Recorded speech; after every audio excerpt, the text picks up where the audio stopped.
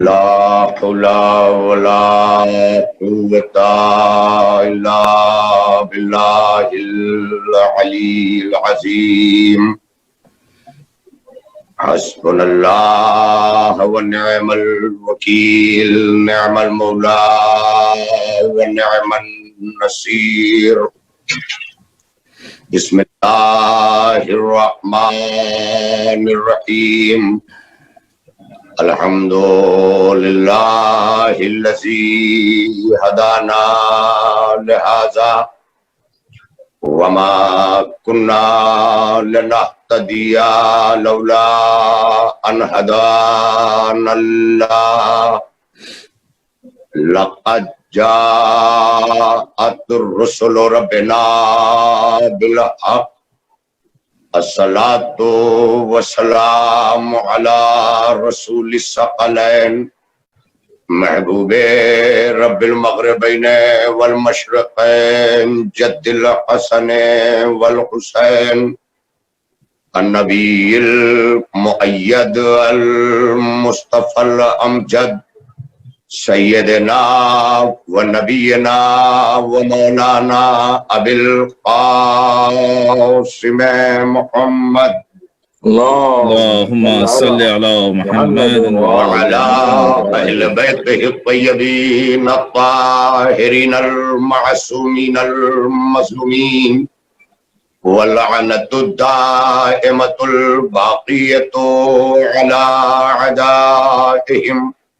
وقتلتهم وغاصبي حقوقهم ومنكري فضائلهم ومخالبهم وعطشهم أجمعين. أما بعد فقد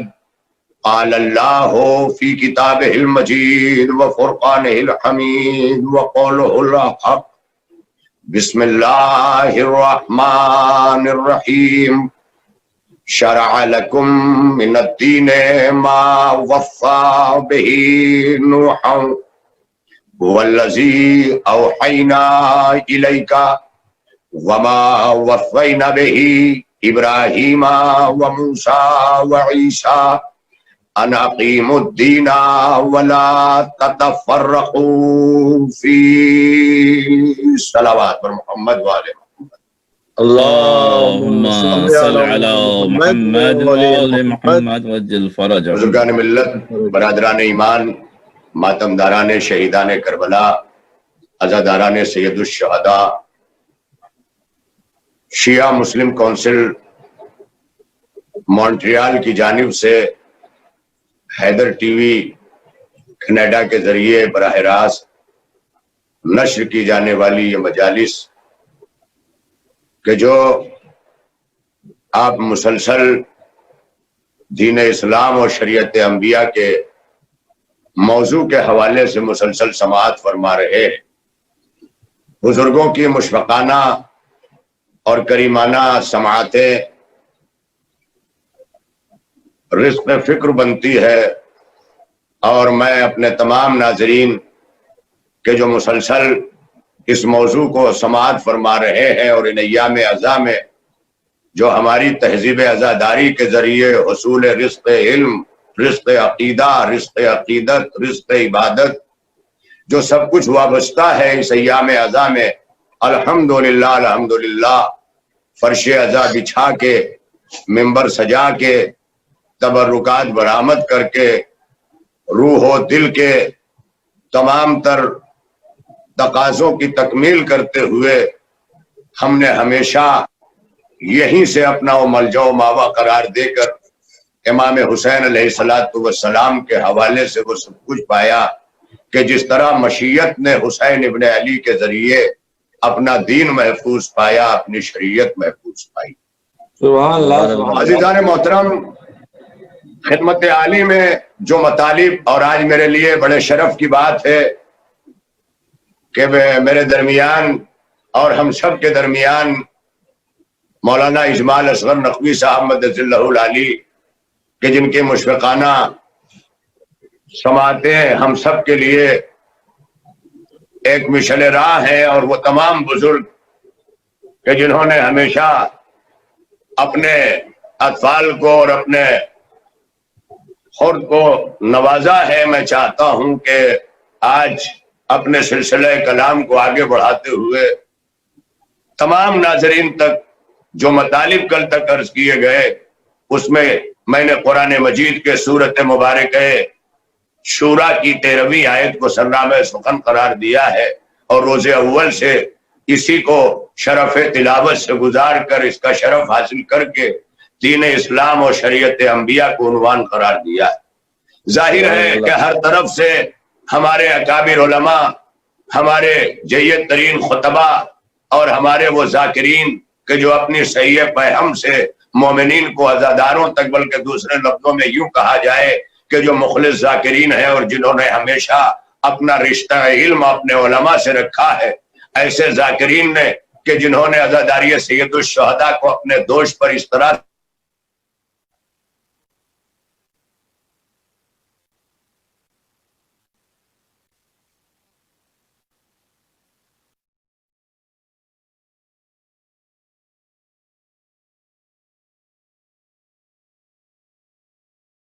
میری آواز پہنچتی رہے اور مسلسل رہے، اور انشاءاللہ آپ تک ایک صلوات پڑھنے میں جڑ کر محمد وآل محمد پر اللہم صلی اللہ بزرگان ملت، برادران ایمان، ارباب فکر و نظر، ارباب علم و ذکا، ارباب علم و دانش، آپ تمام کی خدمت میں قرآن مجید کے سورت مبارکہ شورا کی آیت کو سرنامہ قرار دیا، اور یہیں سے میرے موضوع کی پو پھوٹتی ہے، یہیں سے میرے موضوع کا جو ہے وہ تعارف ہو جاتا ہے. شرع لکم من الدین ما وصی بہ نوحا، اے میرے پیغمبر جو ہم نے آپ کو شریعت عطا کی ہے، جو آپ کو شریعت بخشی ہے، وہ من الدین، وہ دین سے ہے. ما وصی بہ نوحا، وہی شریعت، اسی طرح کی شریعت کو جو میں نے اپنے نوح کو وصیت کے ذریعے دی، بالکل اسی طرح کے جیسے موسیٰ کو دی، جیسے عیسیٰ کو دی. اس طرح سے اللہ نے قرآن مجید میں حضرت نوح کی بھی شریعت کا اس آیت میں تذکرہ کیا، حضرت ابراہیم علیہ السلام کی بھی شریعت کا تذکرہ کیا، حضرت موسیٰ و عیسیٰ علیہ السلام کی بھی شریعت کا تذکرہ کیا. اور یہ لفظ دین اور لفظ شریعت کے جس کی روز اول سے مسلسل تکرار ہے، میں نے اس بات کی حد المقدور اور حد الوسع قرآن مجید کی آیات کے ذریعے، علوم فلسفہ کے ذریعے، منطق کے ذریعے، لاجیکلی طور پر بھی ہر طرح سے آج 7ویں مرحلہ فکر تک پہنچتے پہنچتے اس بات کی کوشش کی ہے اور یہ عرض کرنے کی سعادت حاصل کی ہے کہ دین اسلام ایک قانون ہے، ایک منزل ہے، ایک فاؤنڈیشن ہے، ایک بنیاد ہے. اور ظاہر ہے کہ ہر بنیاد کی جو ہے وہ شاخیں ہوتی ہیں، ہر فاؤنڈیشن کی عمارت ہوتی ہے، ہر منزل کا ایک راستہ ہوتا ہے. اور اسی طرح سے دین اسلام نے اگر اپنے قانون کو قانون بنا کر کے پیش کیا ہے تو شریعت اس قانون پر عمل کرنے کا نام ہے. لہذا میں نے آپ حضرات کے حوالے سے مسلسل یہ پیغامات پہنچانے کی کوشش کی. ابتدائی مجالس میں کہ جس کا 7ویں مجلس تک اور 8ویں اور 10ویں مجلس تک بھی مسلسل اثر ہوتا ہے، جو تمہیدی گفتگو ہوتی ہے، اس تمہیدی گفتگو میں خدمت عالی میں یہ عرض کیا تھا کہ اللہ نے دین دیا اور شریعت دی. دین اس لیے دیا کہ دین جو ہے وہ آج کے نوجوانوں کے لیے اتنا بیان کرنا ضروری ہے کہ دین جو ہے وہ ایک سافٹ ویئر سسٹم کا نام ہے اور شریعت جو ہے وہ ہارڈ ویئر سسٹم کے لیے ہے. یہی وجہ ہے کہ اللہ نے جب ہمیں پیدا کیا تو روح سے بھی پیدا کیا اور جسم سے بھی پیدا کیا. جسم ایک باڈی ہے، جسم ایک شریر ہے، جسم جو ہے وہ بدن ہے، اور ظاہر ہے کہ یہ مادیت سے جو ہے وہ ہے. لہذا اب دوسرے لفظوں میں یوں کہا جا سکتا ہے کہ روح جو ہے وہ سافٹ ویئر سسٹم کو قبول کرتی ہے اور جسم ہے وہ ہارڈ ویئر کو جو ہے وہ سپورٹ کرتا ہے. لہذا اب ہمیں جو اپنے فنکشن میں شریعت دین رکھنا ہے، اس دین میں توحید بھی ہے، عدل بھی ہے، نبوت بھی ہے، امامت بھی ہے، قیامت بھی ہے. دوسرے لفظوں میں یوں کہا جائے یہ وہ ایپس ہے کہ جس کے بغیر دین جو ہے وہ مکمل ہی نہیں ہے اور نہ دین آگے بڑھ سکتا ہے. لہذا اللہ نے انسان کو روح دیا ہے تو روح کے ساتھ جو ہے وہ قانون دیا ہے اور دین دیا ہے، اور جسم دیا ہے تو جسم کے ساتھ شریعت بخشی ہے، کیونکہ شریعت پریکٹیکلی طور پر عمل کا نام ہے، جادے پہ چلنے کا نام ہے، راستے پہ چلنے کا نام ہے، اور اللہ نے ان شریعتوں کو اور ان کے راستوں کو تحفظ اور سلامتی اور پروٹیکشن اور ان تمام چیزوں کی ضمانت کے ساتھ اس راستے کو قرار دیا ہے۔ اسی لیے شریعت کے اس جادے کو کبھی حضرت نوح علیہ السلام کے حوالے رکھا، کبھی حضرت ابراہیم علیہ السلام کے حوالے رکھا، اور ہر دور میں ارتقاء بشری کو منظور رکھتے ہوئے شریعتوں کو تبدیل کیا۔ میں آپ کی خدمت میں ایک اور بات آج عرض کرنا چاہتا ہوں، اور ظاہر ہے کہ اس سے جو ہے وہ مسلسل ہونے اور موضوع کے تتمے اور موضوع کی تکمیل کے لیے یہ لازمہ ہوگا۔ ہمیں اللہ نے جو روح دی ہے، روح کے ساتھ جو جسم دیا ہے، تو اب یاد رکھیے گا ایمان کی قبولیت کے لیے روح جو ہے وہ ایمان کو قبول کرتی ہے اور تسلیم کرتی ہے، اور قلب میں، دل میں جو ہے وہ محفوظ ہوتا ہے، اور شریعت جو ہے وہ عقل پر آتی ہے اور جسموں کے ذریعے اس کا اظہار ہوتا ہے۔ لہذا یہ بڑی اہم ترین گفتگو ہے آج 7ویں مرحلے فکر میں، کہ انسان جب روح قبول، ایمان قبول کرتا ہے، دین قبول کرتا ہے، جسے ایمان بنا کر کے رکھنا ہے، تو اس کی قبولیت روح کرتی، اور روح جو ہے وہ اسے محفوظ کرتی ہے دل میں۔ لہذا روح قبول کرتے ہوئے جو محفوظ کرتی ہے وہ دل ہے، وہ قلب ہے، اور اسی طرح سے عقل شریعت کو قبول کرتی ہے اور جسم جو ہے اس کا اظہار کرتا ہے۔ لہذا یہ گفتگو آج ہماری ٹیکنیکلی طور پر جو بہت لازم تھی اور لازمہ تھی وہ آج تک میں نے پہنچا دی۔ اس تھیوری کو ذہن میں رکھیے گا تاکہ ہمیشہ جو ہے یہ بڑی آسانی سے ہم اپنے بچوں تک، اپنے اطفال تک، اپنے ذمہ دار گھر کے باپ بن کر کے، تربیت دہندہ بن کر کے اسے بتا سکیں اور سمجھا سکیں، کیونکہ خود سمجھ کر دین کو سمجھانا یہی تربیت ہے، نسلوں کو آراستہ کرنا یہی تربیت ہے، بچوں کو آراستہ کرنا یہی تربیت ہے، سماج کو آراستہ کرنا یہی تربیت ہے۔ جس طرح سے ایک باپ اپنے گھر کی تربیت کرتا ہے، اسی طرح ایک نبی اپنی امت کی تربیت کرتا ہے۔ لہذا ارباب کرم، اللہ نے دین بھی بھیجا اور شریعت بھی بھیجی۔ میں نے اب تک مسلسل یہ عرض کیا کہ دین اسلام جو اللہ نے بھیجا اس میں 5 چیزیں رکھی اور اسے دین بنایا، کہ اسے قبول کر لو۔ تو عقل جو ہے اس پر شریعت آئی ہے، عقل پر شریعت آئی ہے، اور اگر عقل پر شریعت نہ ہوتی تو عقلوں کے کمال پر تکلیف شرعی نہ ہوتی۔ آج جو ہمارے یہاں شریعت کے قبول کرنے میں یا شریعت کے قوانین کے نافذ ہونے میں یا لاگو ہونے میں جو یہ باتیں ہوتی ہیں کہ چونکہ شریعت جو ہے وہ 15 برس کی عمر میں، تو ظاہر ہے کہ برس کی عمر فقط ایک تعین ہے، اور وہ بھی تعین اس طرح کا ہے کہ نفوذ شریعت میں بلوغت ذہنی کے لیے، یعنی عقلی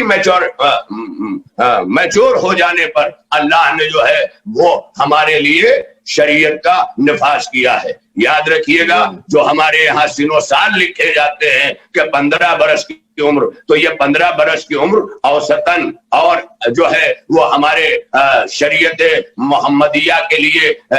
جن چیزوں کے لیے لازمہ قرار دیا گیا اس میں 15 برس جو ہے وہ کہیں شریعت نے یہ سفارش نہیں کی ہے، بلکہ شریعت نے تو یہ کہا ہے کہ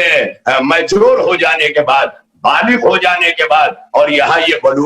بلوغت جسمانی نہیں ہے، یہاں جس میچورٹی کی بات کی گئی ہے وہ جسمانی میچور ہونے کی بات نہیں کی گئی ہے، بلکہ وہ ذہنی میچور ہونے کی بات کی گئی ہے، ذہنی بلوغت کی بات کی گئی ہے۔ یہی وجہ ہے کہ جب تک ذہنی طور پر بالغ نہ ہو جائے عقل جو ہے وہاں تک شریعت نہیں جاتی۔ اسی لیے شریعت کا تعلق عقل سے ہے، اسی لیے شریعت میں سوالات بھی ہیں، جوابات بھی ہیں، پوچھنا بھی ہے، یہ کیوں ہے، یہ کیسے ہے، یہ نماز کیوں ہے، تو وضو کیوں ہے، یہ روزہ کیوں ہے، تو اس میں بھوک کیوں ہے، یہ پیاس کیوں ہے۔ جہاں پر یہ سارے اختیار دے دیے گئے ہیں اس کا نام ہے شریعت، لیکن جہاں پر صرف تسلیم کرنا ہے، الاسلام و تسلیم، وہاں پر آپ کو اس لاجک کے ذریعے حق نہیں ہوتا، کیونکہ یہ اللہ کی جانب سے ضمانتیں دے کر کے ہمارے پاس بھیجی گئی ہیں کہ یاد رکھنا کہ کبھی بھی یہ تصور نہ کرنا کہ اللہ ایک ہے تو کیسے ہے، اسے 1,24,000 انبیاء نے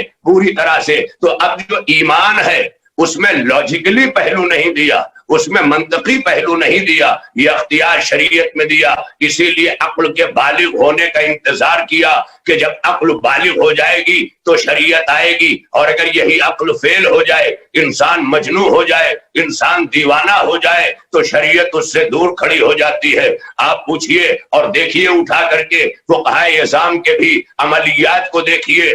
جو ہر جگہ سے احادیث معصوم کا ماخذ اور ملجا اور ماوا ہے، انہوں نے بھی یہی لکھا ہے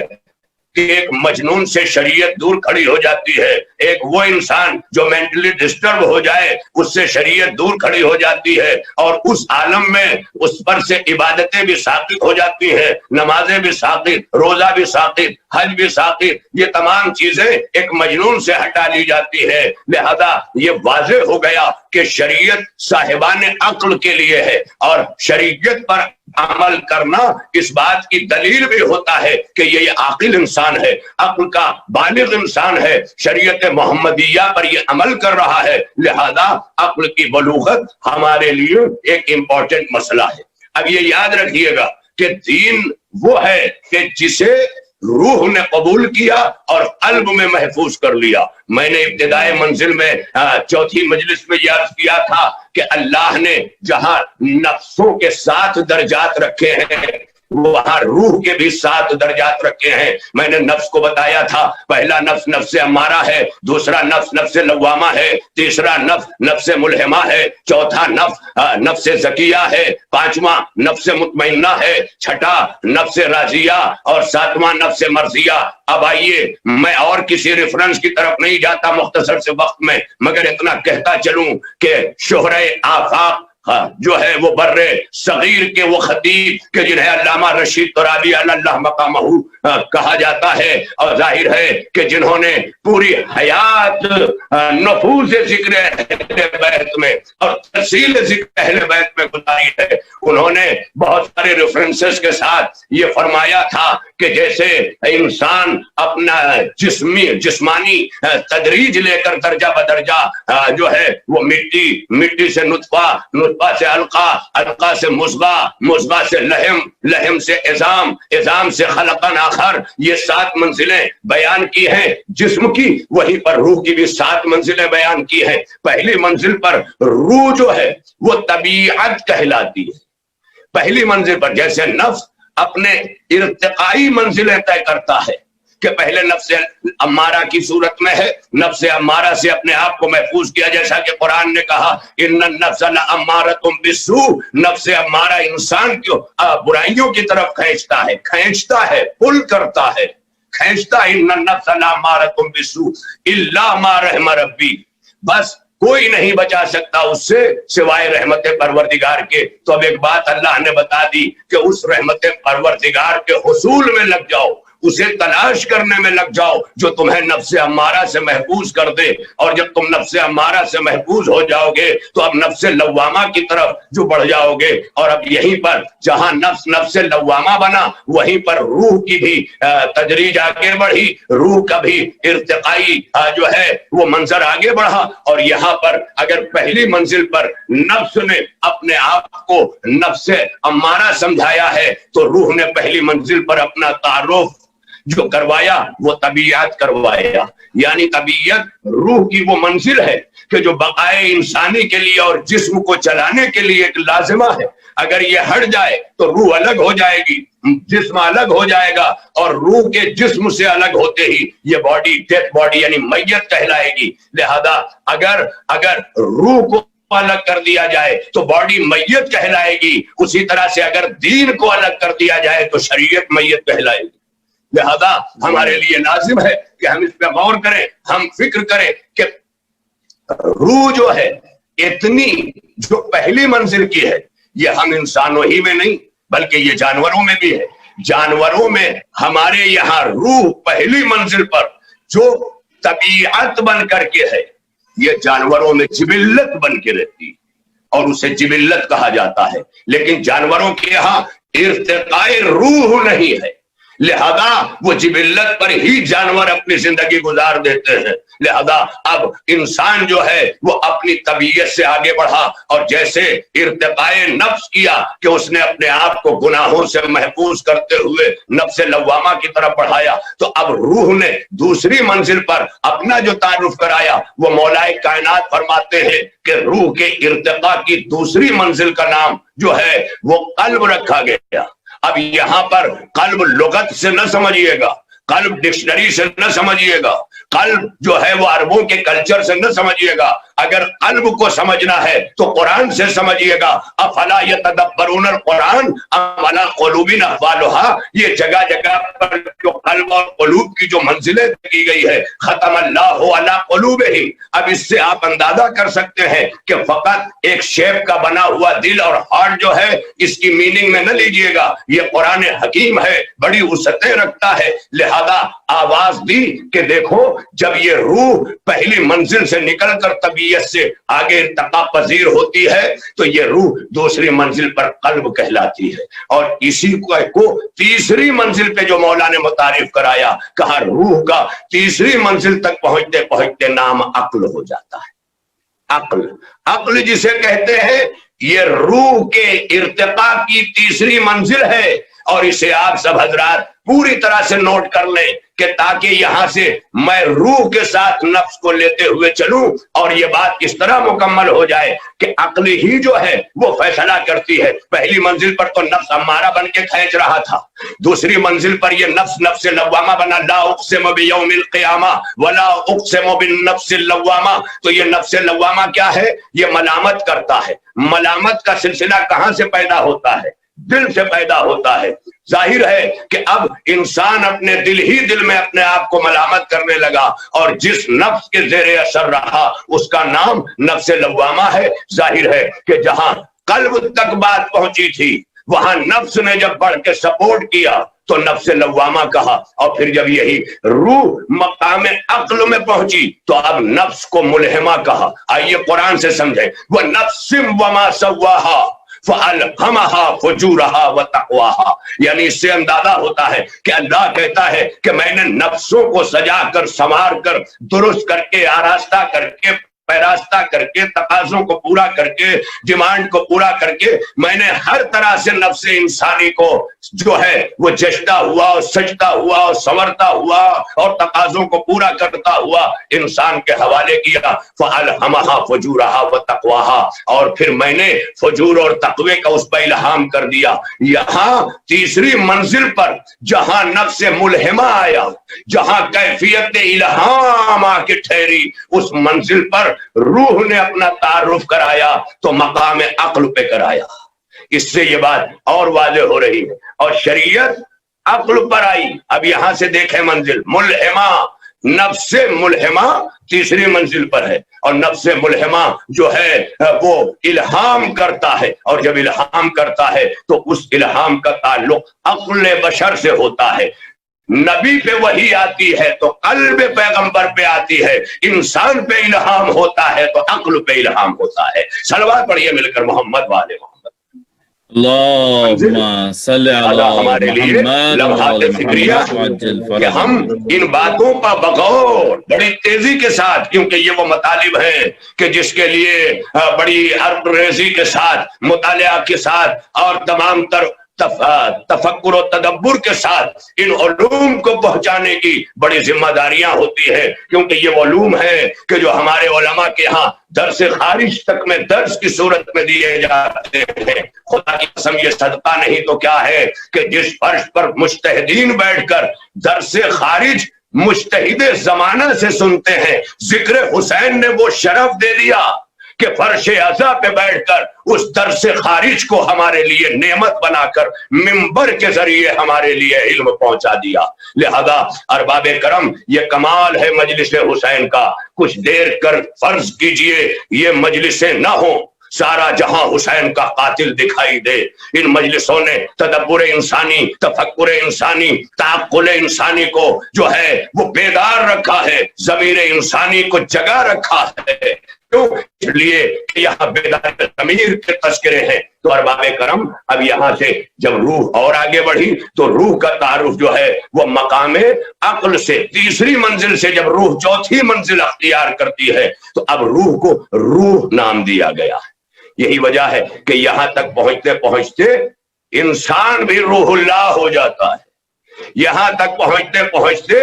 روح الملائکہ ہو جاتا ہے۔ منزل دیکھیں آپ، لہذا چوتھی منزل پر روح جو ہے، جو اللہ روح کہہ کے ہمیں دے رہا ہے، اس کا نام جو ہے وہ روح بن جاتا ہے۔ اور مولا فرماتے ہیں پانچویں منزل پر آ کر اسے سر کہا جاتا ہے، جس کی جمع اسرار ہے۔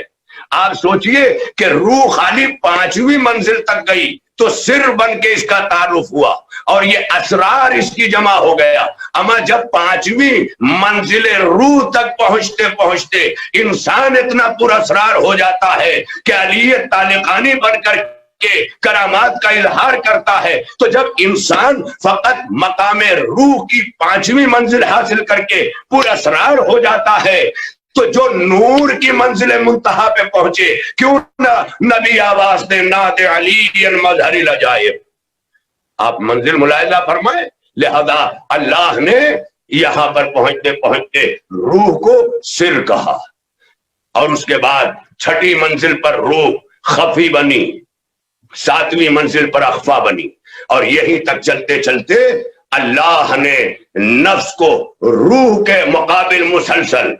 کہ جیسے جیسے ارتقاء روح چلی ویسے ویسے ارتقاء نفس ساتھ ساتھ۔ اس سے یہ اندازہ ہوتا ہے کہ یہ پورا سسٹم ہمارے وجود میں جو اللہ نے رکھا ہے اور یہ فیڈ کیا ہے اور جو یہ فنکشن بنایا ہے، اس پر ہمیں غور کرنا ہوگا۔ یہ سارے موجودہ فنکشن ہمارے لیے بہت بڑی مثالیں بن کر کے آتے ہیں۔ ہمارے جدید علوم کے نوجوان اگر IT اور IIT کی طرف قدم اٹھا رہے ہیں اور بڑھا رہے ہیں اور بڑی تیزی سے، اور اسی کے ساتھ ساتھ اگر دینی شغف رکھتے ہوئے، دینی علوم رکھتے ہوئے آگے بڑھیں، مولانا حضرت اجمال اصغر نقوی صاحب تشریف فرما ہے، انہیں پتا ہے کہ ہمارے کیلگری میں تشریف فرما ڈاکٹر نوید امام سید جو میڈیکل سائنس کے ریسرچ ڈپارٹمنٹ کے ہیڈ بھی رہے ایک زمانے میں، انہوں نے وہ چپ تیار کی تھی کہ جو انسانی باڈی کے اندر فیوز سیلز کو چارج کرنے میں مددگار ہو۔ ظاہر ہے کہ یہ وہ کارنامہ تھا سرزمین پاکستان کے اس سائنٹسٹ کے لیے، میڈیکل سائنس کے اس ہیڈ آف دا ڈپارٹمنٹ کے لیے، کہ جہاں انہوں نے مائنر آپریشن کر کے سیلز کو چارج کرنے کا سسٹم وجود بخشا تھا، اور اس کے ذریعے انہیں بہت ساری مبارکبادیں۔ ابھی وقت نہیں ہے، انشاءاللہ اگر موقع ملا تو میں کل پرسوں کسی دن اگر رہا تو عرض کر دوں گا، اور یہ میرے موضوع کے سلسلے کے حوالے سے ہے۔ آج مجھے یہاں اس لیے پہنچنا ضروری ہے کہ آج ساتویں مرحلے فکر میں انسان اپنی معرفت، اپنے وجود کی معرفت، اپنے نفس کی معرفت، کیونکہ مولا کائنات نے کہا من عرف نفسہ فقد عرف اللہ، جس نے اپنے نفس کو پہچانا اس نے اللہ کو پہچانا۔ تو آئیے روح کے سفر ارتقاء میں کیفیت نفس پر نگاہ کریں کہ جیسے ہی روح اپنی چوتھی منزل میں پہنچتی ہے وہ روح کہلاتی ہے، اور اپنی پاکیزگی اور اپنی لطافت اور اپنی کیفیت کے ساتھ جب یہ پوری طرح سے روح بن کر کے متعارف ہوتی ہے تو اس مقام پر نفس کا نام بھی نفس زکیہ پڑ جاتا ہے، اور نفس زکیہ اس نفس کو کہتے ہیں کہ جو ابھی ابھی دنیا میں آیا ہے اور اس نے کوئی گناہ نہ کیا ہے، یعنی ایسا بے داغ نفس جو نفس زکیہ کہلائے۔ حضرت موسیٰ علیہ السلام کے ساتھ، جناب خضر کے ساتھ حضرت موسیٰ علیہ السلام جب سفر کر رہے تھے اور بچے کو دریا پار کر کے ایک تہہ طیب کر دیا تو جناب موسیٰ نے پوچھ لیا تھا اقتلت نفسا زکیۃ بغیر جرم، کیا آپ نے ایک نفس زکیہ کا قتل نہیں کیا ہے؟ یعنی جس کی کوئی خطا نہ ہو وہ نفس زکیہ بن جاتا ہے۔ دوسرے لفظوں میں یوں کہے کہ روح کی چوتھی منزل تک پہنچتے پہنچتے جب انسان نفس زکیہ بن جاتا ہے تو پانچویں منزل پر جسے سر کہتے ہیں وہاں پہنچ کر کیا ہوگا؟ وہاں پر نفس نے آگے بڑھ کے کہا یا ایتھا النفس المطمئنہ ترجعی، اب نفس زکیہ سے گزر کر یہ نفس مطمئن بن گیا ہے۔ اور جب یہ نفس مطمئن بن جاتا ہے، ظاہر ہے کہ آج ہمارے یہاں اس برقی انقطاع نے اور اس الیکٹریسٹی پاور سپلائی نے جو ماحول پیدا کیا اس کے حوالے سے میرا وقت بھی تمام ہو گیا، اور ظاہر ہے کہ ایسے میں آج ان مطالب کو جن حوالوں سے میں عرض کرنا چاہتا تھا آج ان حوالوں سے مسلسل کل ہو جائے گا، لیکن آج یہ 7ویں مرحلے فکر میں یہ بتانا ضروری تھا کہ اب یہاں سے جب نفس مطمئنہ سے نفس آگے بڑھا تو اب روح نے اور آگے خفی بن کر اقفا بن کر کے یہ سفر شروع کیا۔ ظاہر ہے کہ بڑی تشریح طلب ہے یہ باتیں، لیکن انشاءاللہ میں کوشش کروں گا کہ لفظوں پر مشتمل جس طرح مختصر سے وقت میں ایک بسیط اور وسیع ترین موضوع کو آپ اپنے اذہان اور اعلیٰ ترین سماعتوں کے ذریعے میرے لیے آسان تر بنا رہے ہیں، لہذا ان آسانیوں کو پیش نظر رکھتے ہوئے آج میں اتنا کہتا چلوں کہ ادھر سر سے مقام خفیو اقفا تک اگر روح کا سفر چلا تو اب نفس مطمئن سے نفس راضیہ اور مرضیہ تک ہمارے نفس کا سفر جو ہے وہ آگے بڑھا۔ یہی وجہ ہے کہ جب انسان نفس مطمئن سے نفس راضیہ و مرضیہ تک رسائی حاصل کر لیتا ہے تو نفس راضیہ اس نفس کو کہا جاتا ہے کہ جو ہر حال میں اپنے پروردگار کے فیصلے سے اور اپنے پروردگار کے حکم سے آراستہ ہو کر سر تسلیم کو خم کر دے، اسے نفس راضیہ کہا جاتا ہے، اور جہاں مشیت اس کے عمل پہ مہر لگا دے اسے نفس مرضیہ کہا جاتا ہے۔ لفظ بدل کر کے یوں کہہ دوں کہ پوری زندگی اگر سیدہ یہ دیکھتی رہی کہ خدا کیا چاہتا ہے تو عید کی صبح میں مشیت کی بھی نگاہ ٹھہری رہی کہ جہاں فاطمہ کہتی ہے بچوں سو جاؤ صبح درزی کپڑے لے کر کے آئے گا، تو اللہ نے بتا دیا کہ جو نفس اب تک میری رضا کے لیے زندہ ہے اسے نفس راضیہ کہا جاتا ہے، اور اب مشیت جس کی مرضی پہ مہر لگا دے لباس عید بھیج کر اسے نفس مرضیہ کہا جاتا ہے۔ سبحان اللہ سبحان اللہ، بہت بڑی دقت طلب ہے اور مشکل ترین ہے، مگر اس کے لیے غواصی چاہیے بحر علم میں، غواصی چاہیے بحر فکر میں، اور جب یہ غواص بن جاتا ہے انسان تو اب مقام علم سے مقام معرفت کی طرف چلتا ہے۔ بس عزیزوں آج وقت نہیں ہے میرے پاس، اور ظاہر ہے کہ چیدہ میں نے یہ باتیں جہاں لا کے ٹھہرا دی ہے، کل میں انشاءاللہ یہیں سے مسلسل اور اپنے گزشتہ کل کے موضوع سے کہ چونکہ جس طرح سے اللہ دین بھیجتا ہے اور دین کے ساتھ اس دین سے شریعت بھیجتا ہے تو اللہ خود کہہ رہا شرع لکم من الدین، میں نے شریعت دین سے ویسے ہی دی ہے مصطفیٰ میرے، جیسے سورج سے شعاعیں نکلتی ہیں، مگر مصطفیٰ ہر نبی کو شریعت اس لیے دی گئی کہ شریعت کا راستہ تو اللہ معین کر کے دے گا لیکن وہ راستے نبی کے محتاج ہوں گے، یعنی جہاں پر راستے نبوتوں کے محتاج نظر آئے اسے شریعت کہا جاتا ہے۔ اب آواز آئے گی اقیم الصلاۃ، نماز قائم کرو، تو اب یہ حکم مصطفیٰ کا محتاج ہے۔ اب مصطفیٰ نماز پڑھ کے جو کائنات کو عطا کر دیں گے وہ شریعت بن جائے گا۔ اس کا مطلب یہ ہے کہ قانون دین بن کر کے آتا ہے، عمل انبیاء شریعت بن کر کے آگے بڑھتا ہے۔ یہی وجہ ہے کہ گزشتہ انبیاء کی شریعتوں کو عقل بشری کی ارتقاء پر روک لیا، لیکن مصطفیٰ کی شریعت کو قیامت تک اس لیے رکھ دیا کہ اللہ نے جائزہ لے لیا تھا کہ اب عقل بشر پیچھے رہے گی، میرے مصطفیٰ کی شریعت آگے رہے گی۔ یہی وجہ ہے کہ جب بشریت زمین پر کروٹیں لے رہی تھی تب مصطفیٰ تنافت اللہ کی منزلوں کو طے کر رہے تھے، تاکہ دنیا یہ دیکھ لے کہ مصطفیٰ کی شریعت فقط قرۂ ارض کے لیے نہیں ہے، اگر مصطفیٰ عالمین کا رسول ہے تو مصطفیٰ کی شریعت عالمین کے لیے ہے۔ اگر وہ مصطفیٰ عالم ناسوت میں ہمیں وضو کا سلیقہ عطا کریں گے تو عالم ملکوت میں سلیقہ عبادت وہی عطا کریں گے۔ عالم لاہوت، عالم جبروت، عالم ہاہوت، یہ سارے عالم میں جہاں جہاں کا مصطفیٰ نبی ہے وہاں کی مخلوق جو ہے وہ محتاج ہے شریعت مصطفیٰ کی۔ بس عزیزوں ایک جملہ اور آخر میں کہہ دوں کہ شاید معراج کی بلندیوں تک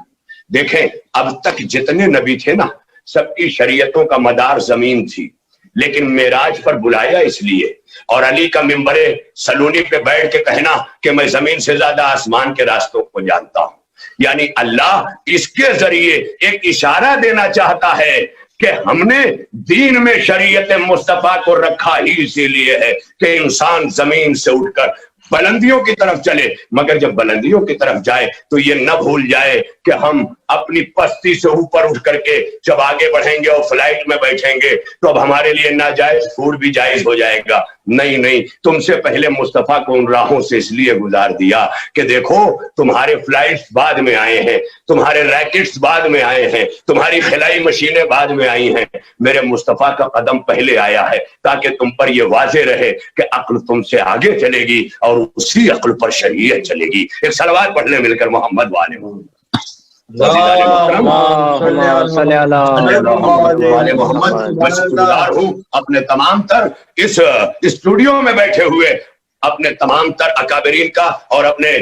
मुहिब्बों का और अपने शोराए कराम मर्सिया खान, नोहा खान, सोस खान, जो जिस तरह से भी अपने दोष पर इन जिम्मेदारियों को जो तहजीब आजादारी की है आगे बढ़ा रहे हैं, अल्लाह इन सब की हम सब की काविशों को पूरा करे, आप सबकी काविशों को पूरा करे, इसलिए कि ये वो काम है जो मादर हुसैन ले लेती हैं। तो एक है नफ्से मुतमइन्ना, मगर ये नफ्से मुतमइन्ना बशरी हुदूद में आता है, बशरी हुदूद में। जनाबे हारून मक्की ने चौथे इमाम के सामने एक हुक्म पर तंदूर में अपने आप को डाल दिया और डालकर इत्मीनान के साथ बैठे रहे, और वहीं से तारीख ने इब्राहिम अलैहिस्सलाम को पुकारा, ए इब्राहिम, ए जद्दे नबूवत, आप जिस आग में जाके इत्मीनान नफ्स का मुजाहिरा कर रहे थे वो आपकी नबूवत थी, लेकिन ये इमामतों की करिश्मा साजियां हैं कि इमामतों से मोहब्बत करने वाले भी नफ्से मुतमइन्ना के मालिक हो जाते हैं। तो नफ्से मुतमइन्ना तक तो बशरी रसाई है, उससे आगे आले मोहम्मद की हद है। नफ्से मुतमइन तक तो बशर पहुंच जाता है, उससे आगे मंजिल है जो हुसैन पेश कर रहे हैं। मौलाए कायनात ने शब हिजरत इत्मीनान नफ्स का मुजाहिरा किया, लेकिन हुसैन ने जवां लाशे को उठाकर, अली असगर को आगोश में उठाकर यही बताया, रिज़म बिक़ज़ाए ही व तस्लीमन ले अमरे, वो नफ्से मुतमइन था कि जो बेटे की लाश को उठाए हुए था, और ये नफ्से राजिया वो मर्जिया है कि जो जख्मी हालत में भी 6 महीने के लाल को माँ के करीब लेके जा रहा है। तो जाहिर है इससे अंदाजा कर सकते हैं 6 महीने का ये लाल जनाबे रुबाब का बेटा है। जनाबे रुबाब इमाम हुसैन अलैहिस्सलाम की ज़ौजे पाक है, और इन्होंने इस घर को सकीना वाली असगर बख्शा है। वो सकीना कि जिसे हुसैन कहते थे कि मेरी कल्ब का नाम सकीना, मेरी कल्ब के सुकून का नाम सकीना है। वहीं पर 6 महीने का लाल जो मदीने से नौमौलूद चला था, वो रास्ते में 6 महीने का हुआ, करबला पहुंच के 6 महीने का हुआ। अरबाबे अदा तारीख कहती है कि तमाम कुर्बानियां जब हुसैन इब्ने अली ने दे दी, अब कोई नहीं रहा, तो एक सदाए इस्तगासा बुलंद की, हल मिन नासिरिन यंसुरना, मगर अल्लाह हरे आवाज़े हुसैन का ये कर्ब 6 महीने के अली असगर ने झूले में इस तरह महसूस किया, बाबा की तन्हाई, बाबा की गुर्बत, हुसैन की गुर्बत का आलम। जब अली असगर ने ये सब देख लिया तो तारीख कहती है कि हुसैन की सदाए इस्तगासा का सबब यह हुआ कि अली असगर ने अपने आप को झूले से गिरा दिया। इमाम हुसैन ने अपने कानों से समाअत फरमाया कि खैमागाह से बीवियों के रोने की आवाज आ रही है। अपने मकाम इस्तगासा से हुसैन चले और चलकर दरे खैमा पर आए और आवाज दी, मेरी माजाई ज़ैनब क्या हाल है, ये बीवियों की मेरी हयात में रोने की सदाएं क्यों आ रही हैं? कहा भैया आलम गुर्बत में आपकी सदाए अलतश का असर ये हुआ कि 6 महीने के लिए असगर ने अपने आप को गहवारे से गिरा दिया। अल्लाह अकबर। तारीख कहती है कि इमाम हुसैन अलैहिस्सलातु वस्सलाम ने घर में बीवियों को समझाया, खामोश रहकर हाथ बढ़ाया, रुबाब लाओ मेरे लाल को दे दो। यहाँ मैंने अपने गुज़श्ता उलमा और खुतबा से सुना था कि उम्मे लैला ने कहा था, आका चंद लम्हे ठहर जाए, मैं अपने बच्चे का पैरहन तब्दील कर लूं, लेकिन याद रखिएगा कि हमेशा शीर खार बच्चा عرب کی سرزمین کا قیمات میں بندھا ہوتا ہے، اور وہ قیمات کہتے ہیں کہ بچے کے ہاتھ پاؤں کو سیدھا کر کے اور ایک سفید کپڑے میں کس کر لپیٹ دیا جاتا ہے تاکہ اگر بچے کو اچھال بھی دیا جائے تو اس کی پسلیوں پہ کوئی حرف نہ آ سکے، بچہ محفوظ رہ سکے۔ اور اسی طرح سے قیمات مولائے کائنات کو بھی فاطمہ بنت اسد نے پہنایا تھا۔ جب آپ نے بچپن میں گہوارے میں انگڑائی لی تو قیمات پھاڑ دی تھی علی نے۔ ارباب عزا جناب رباب نے علی اصغر کا جو کپڑا تبدیل کیا، میری نگاہ میں وہ قیمات تھا، اور وہی قیمات تھی کہ جس کے سبب سے امام حسین جناب علی اصغر کو لیتے ہیں اور لے کر ہاتھوں پہ اٹھا کے یوں نہیں آتے ہیں جو ہم سوچ رہے ہیں یوں چلے، نہیں، بلکہ فوج آدھا کے مقابلے میں حسین یوں اپنے علی اصغر کو لے کر کے آئے۔ اور پورا مسائل اس وقت نہیں میرے پاس کہ میں پڑھ سکوں گا، مگر دو جملے کہ آپ پوری طرح شدت سے آج کا حق ماتم ادا کر لیں۔ اور وہ ماں کہ جو اپنی کمر پہ ہاتھ رکھے عصا کے سہارے رومال لے کے مجلس جاتی ہے، آج 7ویں مجلس میں اس ماں کے رومال کو بھر دیا جائے۔ ارباب عزا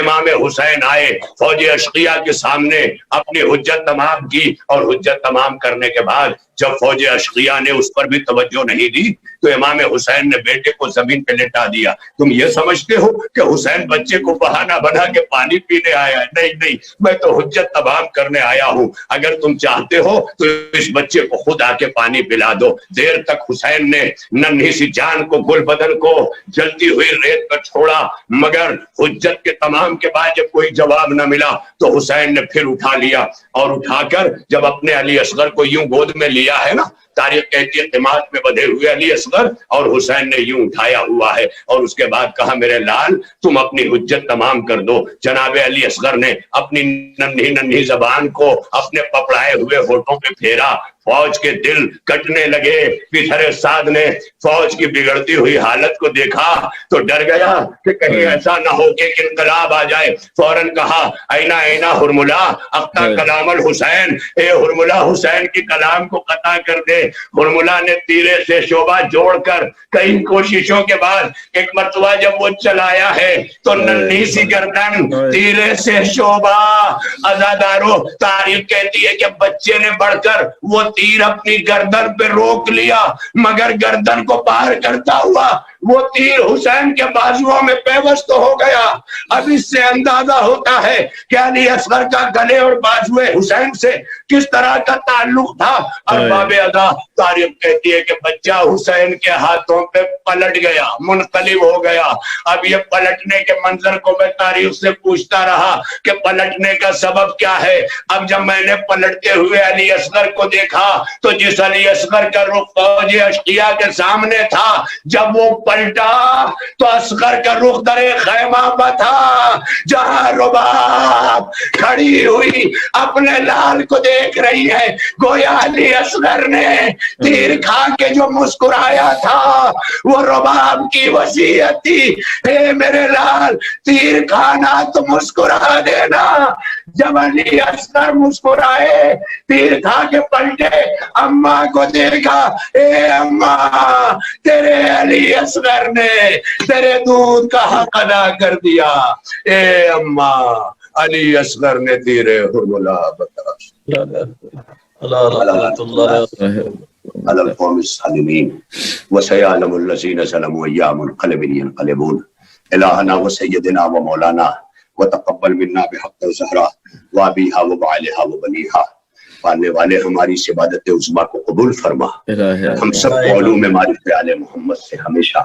آشنائی اور ان علوم کو ہمارے وجود و عقل و روح میں راسخ فرما۔ اے اللہ جب تک زندگی دے آل محمد کے محبوں میں رکھ، اے اللہ صراط مستقیم پر بقا عطا فرما، اے اللہ دین و شریعت کے تقاضوں کو پورا کرنے میں ہماری حیات کو مصروف فرما دے۔ اے اللہ بیماروں کو شفائے کاملہ، خصوصاً ہمارے مولانا اجمال اصغر صاحب تشریف فرما ہے، ان کی اہلیہ محترمہ جو مسلسل علیل ہے، سربہ افراش ہے، مولا ان کو اور تمام مریضوں کو شفائے کاملہ، ہمارے علی عباس حسنی صاحب جو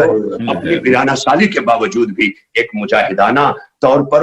جو ہے وہ تگ و دو میں مصروف رہتے ہیں، ہمارے جو ہے وہ کرم فرما ہمارے حسنی صاحب اور ہمارے اسی سرزمین کینیڈا پر محبت کرنے والے بھائی ارشد نقوی جو شیعہ مسلم کونسل سے وابستہ ہیں، مولا ان تمام کی توفیقات میں، حیدر ٹی وی کی توفیقات میں، ہمارے تمام ناظرین جہاں جہاں سے اس اشرِ مبارکہ کو سماعت کر رہے ہیں، مولا سب کی توفیقات میں اضافہ فرما، سب کی حاجات کی تکمیل فرما، ہمارے آنسوؤں کو رباط سید طاہرہ بے فرما، جب تک زندگی دے سوائے غم حسین کے کوئی غم نہ دے، اپنی آخری حجت کے ظہور میں تعجیل فرما، ہمارے کردار و اعمال کو امام کا سامنا کرنے کے قابل